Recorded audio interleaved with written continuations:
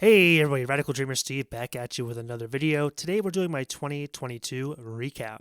Now, I just want to quickly say that this isn't going to be like 2022 Game of the Year awards or anything like that. I'm not talking Microsoft versus Sony and who had a better year or what I wish Nintendo did this year. Those are all very interesting, but I do think that there's a lot of other content out there that will cover those topics. Instead, this is going to be more of my personalized 2022 game list that I played. So it could be new games, could be old games, could be handheld games. It doesn't really matter. Whatever I played that kind of stands out to me and that I want to talk about here, I'm going to throw into the video. All right, guys, let's get into it. All right, game number one was Elden Ring on the PS5. Obviously, for a lot of people, this is going to be a Game of the Year candidate, if not the Game of the Year. I did like it. It's actually my first experience with the Dark Souls series, and because of that, I had a really hard time getting into it. I thought it was just insanely difficult. A lot of magic, a lot of stuff I had to take in, spells, and it was just a lot to take in. I played it for like 20, 25 hours, so I haven't beaten it yet, but I did put a fair chunk of time into it. I really like the open world. It's really one of the best open worlds I've ever experienced because it is truly open. You can go wherever you want. You don't need to fight enemies. Like, there's not so many gatekeepers in this game. You can kind of escape them and go around them. So it is truly beautiful, creepy, dark. Like, in the beginning of the game, you run into these caves, and it's truly like kind of frightening. You're like, oh my god, if I go in there, am I gonna like die and have to like go back into the cave to get my runes again? So the open world really clicked with me. Whereas it didn't really click with me was, again, learning all the systems in the game. I felt like the bosses were really hard. Like, trying to beat Margit took me like 40 tries. So it's one of those games I hope I return to, and I overall like it more than I dislike it. It's a very cool game, and I'm glad that the people that are going to like it are really going to like it. It is a very special game, but for me personally, it's a little bit outside of my wheelhouse. Okay, game number two is Triangle Strategy on the Nintendo Switch. This was such a surprising game. I played the demo last year, and this game shaped up to be so much better than that. People kept comparing it to Final Fantasy Tactics, which I just didn't really understand. I'm like, this game is nothing like Final Fantasy Tactics. It shouldn't even have anything to do with that game. But really beautiful, that HD 2D sprite work that they worked on with like Octopath Traveler. And the music's really good. The voice acting's a little cringy, but honestly, what really stood out to me in Triangle Strategy is the combat. Every single battle has like a different scenario, a different environment, and every battle in the game felt truly unique. Like, there were not two that felt the same. I think Squaresoft did such a good job of personalizing each battle and kind of making it something that really felt unique and specific to that environment and the hazards within it. I know a lot of people wanted customization with this game, but I do think that going the other way with it was probably the better idea in the long run. And that will also, again, keep those Final Fantasy Tactics comparisons at bay. But overall, really good game. This one's like in contention for Game of the Year for me. Next is Resident Evil 2 Remake. Yeah, I didn't actually get this when it came out, even though I tried the demo, and I'm so glad that I got this on sale and tried it because, man, Resident Evil 2 is such a good game. Like, I really underestimated this one, and the remake was just incredible. It was creepy, it was beautiful, the zombies were scary, it was difficult in like the best way possible, and it was really fun to play through both Leon and Claire's campaign. And honestly, the biggest thing for me is the controls. Like, I can't play with those old tank controls anymore. It would be a labor of love. I'd have to love the game a lot. Yeah, this game just like nailed what a remake should be. Some people want it to be a little bit more remade, like new areas and stuff, but honestly, I am so happy with how they handled Resident Evil 2 Remake. And if you have not played this game and you like survival horror, like, you really owe it to yourself to play this. Next is Cotton Fantasy. Yep, this one's a shoot 'em up. It's going to go under the radar for so many people. Cotton is a old shoot 'em up that was on the Sega. It was on some arcade machine first, and it got ported to the Genesis, and there was a Sega Saturn sequel. So understandably, it's very Japanese, it's very old school, it's cryptic. A lot of people don't know this series. But I think where Cotton Fantasy really succeeds is in just being like the ultimate shoot 'em up that someone could pick up and play and not really need another shoot 'em up in their collection. I talked about this game earlier, I've reviewed it. You can check that out for more information, but basically, like, you have like 7 or 8 different characters and they all play differently. And his game styles from like Savaria or Delta, where you're grazing bullets, to stuff like R-Type, where you're shooting out a little pod that can also shoot. And this game really just like, it feels like a game, like, yeah, if you're just like, I don't really want to have that many shoot 'em ups, they're all kind of samey to me, you could just grab this one and you'd be all set. And like, there's a bunch of levels, there's like 10, 12 levels for a single playthrough. It's a completely different experience with each character, beautiful game, really good music. One of my favorite games this year, and I don't think many people are going to give it that much credit. Next is Zelda Majora's Mask 3DS. Oh yeah. I did not like the original N64 Majora's Mask back in the day. I hope I changed my mind on that. I'd like to try that version. I finally got into sinking time into Majora's Mask 3DS, and I freaking loved it. This game is really special. It's just like totally different from every other Zelda, and honestly, you need to change your mindset when going into it. Like, it's a game where you kind of want to play without a guide, ideally, and just really just let yourself get immersed in the game. It's not about hopping from temple to temple to temple until you beat the game, but it's a game that is slow, a little bit monotonous at times, but you know, you really get to know all the areas, all the people in the town, and it really tells a better story. It has better NPC interaction than most other Zelda games.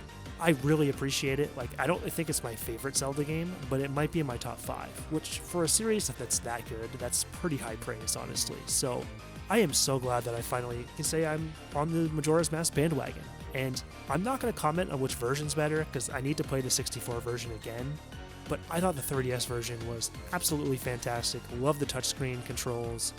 Love the fact that you could change the time to pretty much whenever you want. But yeah, awesome game. Next up is Puzzle Fighter 2. I got this on the Switch for like $4. It was in the Capcom Arcade Collection or whatever, Stadium, I forget the exact name of it, but Capcom released a giant collection of arcade games you could buy for $40, or you can buy them piecemeal for $4 a piece. I've always liked Puzzle Fighter 2. I think it's a super cool puzzle game. And yeah, I sunk a bunch of time into it in August and got pretty good at it. Not amazing, but pretty good. And yeah, I just love it. It's such a fun game. Whether you're playing it on the PS1, the Saturn, or on a new console, it's totally worth your time. And for $4, come on, that's like nothing. It really does a good job of combining puzzle games and fighting games in a weird way. You know, it's very action, fast-paced, and yeah, if you like puzzle games, and maybe even if you like just fighting games, you might enjoy it. So for $4, just take the plunge. It's awesome.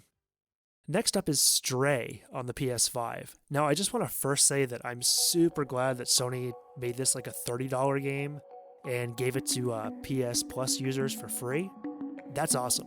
Because, you know, something like this with like Nintendo, I'm so frustrated that so many of their games stay $60 forever. And it's like a barrier to entry. Like, I won't play games like Pikmin 3 or Luigi's Mansion 3 or some of their like, you know, B series, I guess, without, you know, a price drop. But Stray, $30.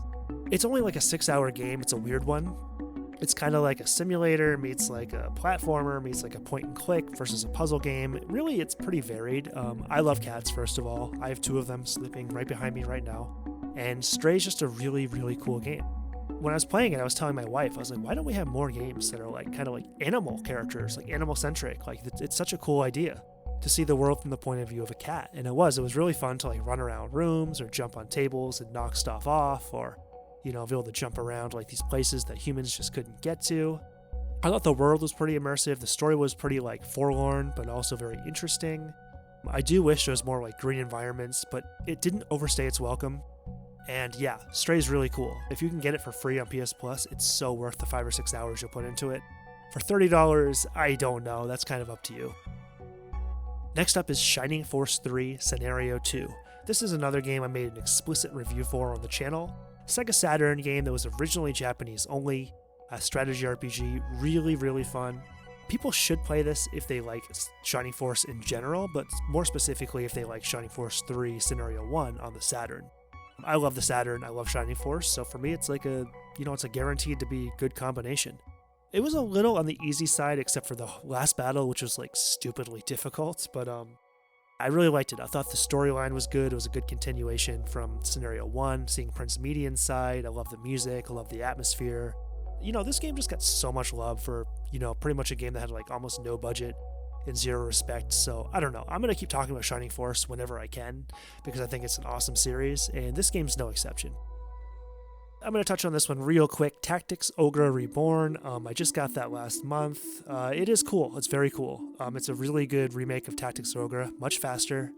Really, really beautiful graphics that stay true to the original, voice acting surprisingly good, and it has a healthy challenge. Like, I found the first chapter very difficult, but now that I'm a little further in the game, I'm finding, the difficulty starting to subside. Maybe I've just played too many strategy RPGs, but I kind of feel like people overrate the difficulty of Tactics Ogre. Not to say that it's an easy game, because it's not, but it's not like cripplingly hard like some stupid game like Hoshigami. But yeah, I love this game. I think this game's like, it's in contention for Game of the Year again. Like, I think it's such a good job with this game. I wish Square would do more back catalog like this. I'm really hoping that Final Fantasy Tactics comes down the pipeline with something like this. Yeah, if you like strategy RPGs at all, you really owe it to yourself to play Tactics Ogre Reborn. Next up is Banjo Kazooie. That's the one I'm playing right now. Yeah, I have a 64. I'm playing this really cool 3D platformer. I'm honestly seeing kind of a blend of Mario 64. They took inspiration. You got the ground pound, the way that things are set up, the camera, and so on. And a little bit of Mario Odyssey. The fact that, you just stay in the level. You can stay in there as long as you want, find as many secrets as you want. There's animal transformations. And yeah, I cannot believe that I've never played this game. I didn't grow up with a 64. I think this game's ballin'. It's a really fun time. If anyone, you're out there and you're like, I really like 3D platformers, I wish there was more of them, and you haven't gotten access to the 64 library yet, go back to Banjo Kazooie. It's really fun, and in my opinion, I know I'm going to take some flack for this, I prefer it to Mario 64. I said it. Banjo Kazooie is more fun than Mario 64. To me. Next is Xenoblade Chronicles, the original game on Switch. When Xenoblade Chronicles 3 came out, I was finally like, I've got to try this series. I've been eyeing it for years. I've been a little bit intimidated. The Xeno Saga games on PS2 were daunting. What's going to change? I had a few friends that got Xenoblade Chronicles 3. They're like, oh, this game's so good. Oh my god. And I was like, okay. I can't just start with number 3, though. I got to get number 1. So I'm playing the first one a little bit. I played like 15 hours, and I have to admit that I have mixed feelings on it. I think the world's incredible, like one of the best worlds I've ever explored in an RPG. Gonna give it that. Love the idea of like walking across the bodies of like giant colossi that have long since deceased. Really, really vast environments with very little limitations, very little loading time. Battles are instantaneous, and the music's really good. So the aesthetics and the music and the world are all there. The characters are a little bland to me, and the combat gets a little boring if you play the game for more than like 45 minutes to an hour, in my opinion. So, I don't know. I'm having trouble getting super into it, but I can see that it has a lot of bright spots. This is not a review on this game. This is just my early impressions of being like, 10 hours in or whatever I am. If I ever manage to beat this game, which is like a big maybe, I would like to try Xenoblade Chronicles 3 and see how the combat is hopefully at least improved. Alright, and the last game I want to talk about is Kena Bridge of Spirits. This was actually a 2021 game that I think a lot of people looked over. It was a big name indie game for the PS5, and honestly, I loved it. It reminded me a lot of old games like, Jak and Daxter and kind of the Ratchet and Clank stuff, but with like, obviously less guns. Really, really beautiful graphics, some of the best CGI graphics I've ever seen in a game. Storyline was there, not in your face, but it was enough to keep it interesting. Kena was really charming as a character, and I thought the combat and the exploration mechanics, jumping around and using the gravity and everything, was super, super cool. The way I look at this game is that it's a flawed masterpiece. Like, I'd give it like a 9 out of 10. There's obviously a little bit of repetition, there's some missed opportunities, but honestly, this is, I think it's Ember Lab. It's their first title. Whatever they put out next, like, keep your eyes on it, because I think it's going to be an absolute masterpiece. Kena Bridge of Spirits is a damn fine first game. Now, obviously, if you guys have kept up with 2022, you're realizing there's a lot of games missing. So here's a little list of the games I'd like to try from 2022 that I have not gotten around to yet. Teenage Mutant Ninja Turtle, Shredder's Revenge. Looks like a ball-in Turtles game. The Last of Us Part 1. I'm not in a rush for this one, but The Last of Us is one of my favorite games ever made. I'd like to try it. We'll probably get to that in 2023. God of War Ragnarok. Now, this game's actually sitting on my shelf. For me, I expect this to be my game of the year for 2022. I love the God of War series. God of War is probably my favorite PS4 game. I moved from Taiwan back to the US. My PS5 is currently with my wife in Taiwan, getting that back on Christmas, so I will be diving into God of War after Christmas. Kirby and the Forgotten Land. The demo is definitely cool, and I'm sure when I finally get to this game, it's going to be really charming and fun to play. I just hope it doesn't get kind of boring by the end of the game, like sometimes happens with Kirby games for me, because they're kind of easy and don't really have that staying power that like a Mario game has. Splatoon 3, I've never played Splatoon. I don't know, I'm just curious about it. Like, you know, people rave about it. I'd like to see what it's all about. So Splatoon 3 is a game I have my eyes on. And the last one is Neon White, a weird shoot 'em up that kind of reminds me of something that would have come out in like the Dreamcast or PS2 era. Looks stylish, looks fast, looks cool, and I don't know, it's a game I'd like to try when I can find it on sale. I feel like 2022 was a really cool year. There's so much stuff that I didn't play from this year, but I had a lot of fun with the games I did play. And I do feel like 2022 was probably a better year than 2021, especially for a lot of people. I anticipate Elden Ring is going to remain most people's game of the year, though for me, I think that's probably going to turn into God of War Ragnarok. Alright guys, that's it. Merry Christmas, Happy New Year. I will see you guys next year.